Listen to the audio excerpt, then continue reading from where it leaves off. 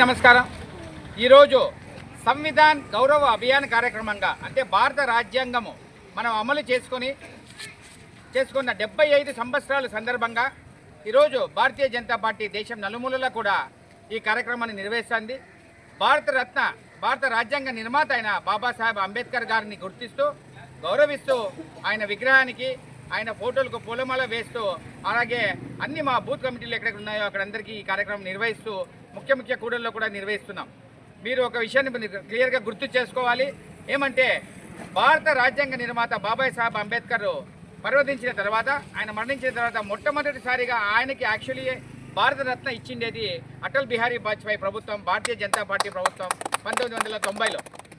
అదే రకంగా ఆయన పుట్టిన ప్రదేశాన్ని, ఆయన చదువుకున్న ప్రదేశాన్ని, ఆయన ఉన్న ప్రదేశాన్ని, ఆయన ఎప్పుడైతే బౌద్ధ మతం స్వీకరించిన ఆ ప్రదేశాన్ని, జీవితంలో చివరి రోజులు గడిపిన ప్రదేశాన్ని కూడా ఈ 5 ప్రదేశాన్ని పంచతీర్థగా అంటే పుణ్యక్షేత్రాలుగా గుర్తిస్తూ నరేంద్ర మోడీ గారు ఆ ప్రదేశాన్ని డెవలప్ చేశారు.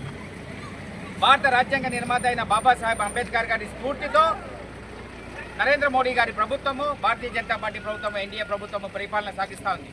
మీకు అందరికీ గుర్తుంటుంది, పార్లమెంటులో మొట్టమొదటిసారి అడుగుపెట్టినప్పుడు కూడా నరేంద్ర మోడీ గారు పార్లమెంటు యొక్క స్టెప్స్ మెట్లయితే ఏమైతే దాన్ని మొక్కుకొని అంబేద్కర్ గారిని గుర్తించుకొని ప్రతి కార్యక్రమంలో కూడా రాజ్యాంగాన్ని గుర్తించుకొని రాజ్యాంగాన్ని నమస్కారం చేసుకునే కార్యక్రమాలు చేస్తున్నారు.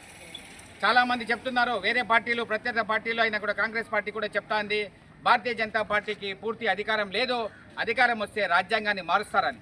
అది నిజం కాదు. ఎందుకంటే రాజ్యాంగ నిర్మాత అయిన బాబాసాహెబ్ అంబేద్కర్ని గుర్తించింది, గౌరవించింది కూడా భారతీయ జనతా పార్టీ. ఎందుకంటే ఆయనకి భారతరత్న ఇచ్చిండేది కూడా భారతీయ జనతా పార్టీ అని నేను మీకు మళ్ళీ ఇంకొకసారి కూడా చెప్తున్నాను. అదే రకంగా సవరణలు కొన్ని చేసినారు. 105 సార్లు సవరణలు అయితే భారతీయ జనతా పార్టీ ఆధ్వర్యంలో 23 సార్లు సవరణలు జరిగినాయి. ఆ సవరణలన్నీ కూడా సమాజానికి, దేశానికి హితమైన సవరణలే. దానిలో ముఖ్యంగా చెప్పుకోవాల్సింది ఆర్టికల్ 370 రద్దు. కాశ్మీర్కు ప్రత్యేక ప్రతిపత్తి ఇచ్చి దానికి ప్రత్యేకంగా నిధులు ఇస్తూ ప్రత్యేకంగా ఆ నిధులు ఇచ్చినా కూడా అక్కడ ఎప్పుడు గొడవలు, బాంబ్ బ్లాస్ట్ అవుతుండేది. కానీ ఆర్టికల్ 370 రద్దు చేసి కాశ్మీర్లో మంచి ఒక పరిపాలన తీసుకొని వచ్చి అక్కడ ప్రజాస్వామ్యం నిలబడాలని మొన్న కూడా ఎన్నికలు కూడా జరిగినాయి. అదే రకంగా శాంతి భద్రతలు ఏర్పాటు చేసి కాశ్మీర్ ఆధారపడింది 70% టూరిజం మీద. ఆ రకంగా శాంతి భద్రతలు ఎప్పుడైతే ఉన్నాయో టూరిజం డెవలప్ అయింది. అక్కడ కుంకుమ పువ్వు అంటాం, అది కూడా ప్రపంచ దేశాలకు ఎగుమతి అవుతుంది. ఈ రకంగా ఆర్టికల్ 370 రద్దు చేసి సవరణ చేసి దేశానికి హితం చేసి కాశ్మీర్ మన ప్రతి భారతీయుని హృదయంలోనూ ఉంది. దాన్ని గౌరవించింది భారతీయ జనతా పార్టీ ప్రభుత్వం.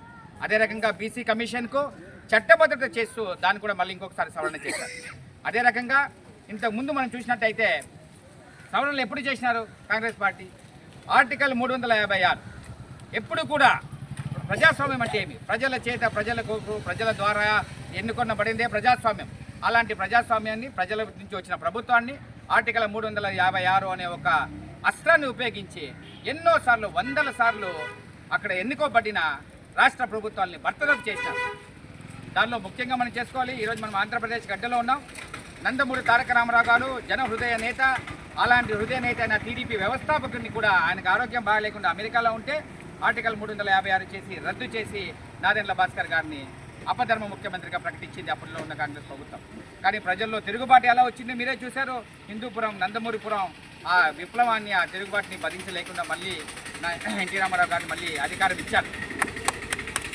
ఆ రకంగా మిస్యూజ్ చేసిండేది అంటే ఆ రాజ్యాంగాన్ని మిస్యూజ్ చేసి రాజ్యాంగాన్ని దుర్వినియోగం చేసిండేది కాంగ్రెస్ ప్రభుత్వమే కానీ భారతీయ జనతా పార్టీ ప్రభుత్వం కాదని నేను మీకు ఈ సందర్భంగా చెప్తున్నాను. మళ్ళా కూడా చూసినట్టయితే ఎన్నో సందర్భాల్లో కేవలం ప్రైమ్ మినిస్టర్ ఆఫీస్, ప్రధానమంత్రి ఆఫీస్ కానీ, రాష్ట్రపతి ఆఫీస్ కానీ సుప్రీంకోర్టు డైరెక్షన్లో రాకూడదు అని ఒక సవరణ చేశారు. సవరణ చేసుకొని వాళ్ళ మీద వాళ్ళ కేసులు లేకుండా చేసుకున్నారు. అదే రకంగా చూసినట్టయితే చీకటి రోజులు అంటే ఎమర్జెన్సీ రోజులు మీరు అందరికీ గుర్తుండే ఉంటుంది. చీకటి రోజులు తెచ్చిండేది ఎవరు? అప్పట్లో ఉన్న కాంగ్రెస్ ప్రభుత్వం, అప్పట్లో ఉన్న ఇందిరాగాంధీ ప్రభుత్వం. వాళ్ళకి ఎవరు అడ్డు లేకుండా వాళ్ళు ఎన్నిక అయింది. రాయబేలి ఎన్నిక జరిగినప్పుడు కూడా అది కరెక్ట్గా లేదు అని సుప్రీంకోర్టు చెప్తే కూడా ఈ రాజ్యాంగాలను సవరణ చేసి దాన్ని కూడా క్యాన్సిల్ చేశారు. ఈ రకంగా దుర్వినియోగం చేసినది వాళ్ళు. ఇంకో రకంగా ఇంకో పాయింట్ మీకు క్లియర్గా చెప్పాలి. బాబాసాహెబ్ అంబేద్కర్ గారు పార్లమెంట్కి రావాలి అని, ఎన్నికల్లో నిలబడాలని చూస్తే 1952లో ఆయన పిఏ అయిన నారాయణ గారిని తీసుకొని వచ్చి ఆయనకి సీట్ ఇచ్చి అంబేద్కర్ గారిని ఓడించడమే కాకుండా ఎవరైతే ఓడించినారో ఆయనకి పద్మభూషణ్ ఇచ్చినారో. ఆయన చేసిన క్వాలిఫికేషన్ ఏంటి, ఆయనకున్న అర్హత ఏమిటి? బాబాసాహెబ్ అంబేద్కర్ని ఓడించడం. మీరు బాబాసాహెబ్ అంబేద్కర్ నిర్మాత, భారత రాజ్యాంగ నిర్మాత అయిన బాబాసాహెబ్ అంబేద్కర్ గారిని గుర్తించి గౌరవించి భారతరత్న ఇచ్చింది భారతీయ జనతా పార్టీ అయితే, ఆయన ఓడించిన వ్యక్తికి పద్మభూషణ్ ఇచ్చింది ఇది కాంగ్రెస్ ప్రభుత్వం. ఈరోజు అందరూ చెప్తున్నారు ఒక బుక్ తీసుకొని వచ్చి గాల్లో ఊపుతూ రాజ్యాంగాన్ని గౌరవం ఇవ్వకుండా భారతీయ జనతా పార్టీ వస్తే, పూర్తి అధికారం వస్తే రాజ్యాంగాన్ని మార్చేస్తారు, రిజర్వేషన్ తీసేస్తారు చెప్తున్నారు. అవన్నీ అహోహా, అవన్నీ తప్పు. నేను మీకు గంటాపదంగా చెప్తున్నాను. అటల్ బిహారీ వాజ్పేయి గారి ప్రభుత్వం భారత రాజ్యాంగ నిర్మాత బాబాసాహెబ్ అంబేద్కర్ భారతరత్న ఇచ్చింటే, ఈరోజు నరేంద్ర మోడీ గారి ప్రభుత్వము ఆయన పుట్టిన ప్రదేశము, ఆయన చదువుకున్న ప్రదేశము, ఆయన బౌద్ధ మతం స్వీకరించిన ప్రదేశము, ఆయన లండన్లో లా చదువుకున్న ప్రదేశము, ఆయన చివరి రోజులు గడిపిన ప్రదేశాన్ని పంచతీర్థగా పంచ పుణ్యక్షేత్రాలుగా గుర్తించి దాన్ని గౌరవించింది. ప్రతి చోట కూడా, ప్రతి ప్లేస్లో కూడా భారత రాజ్యాంగ స్ఫూర్తిని, అంబేద్కర్ గారు ఇచ్చిన స్ఫూర్తిని కంటిన్యూ చేస్తూ ఉండేది, సాగిస్తూ ఉండేది కూడా నరేంద్ర మోడీ గారి ప్రభుత్వము, భారతీయ జనతా పార్టీ ప్రభుత్వం. నేను మీకు అందరికీ తెలియజేస్తున్నాను.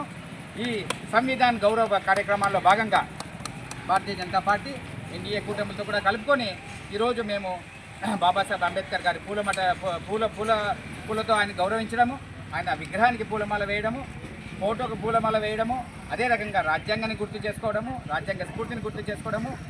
వితిన్ 2-3 రోజుల్లో మన పరిగి మండలంలోని దళిత వాడల్లో కూడా సహభక్తి భోజనాలు కొన్ని ప్లేసెస్ పెడతాము. అందరూ వచ్చి అందరూ సమాత్మని ఎవరైతే అంబేద్కర్ చెప్పారో దాన్ని కేవలం మాటల్లో కాదు చేతల్లో చూపించేది భారతీయ జనతా పార్టీ ప్రభుత్వం అని నేను మీకు ఇంకోసారి తెలియజేసుకుంటూ సెలవు తీసుకుంటున్నాను.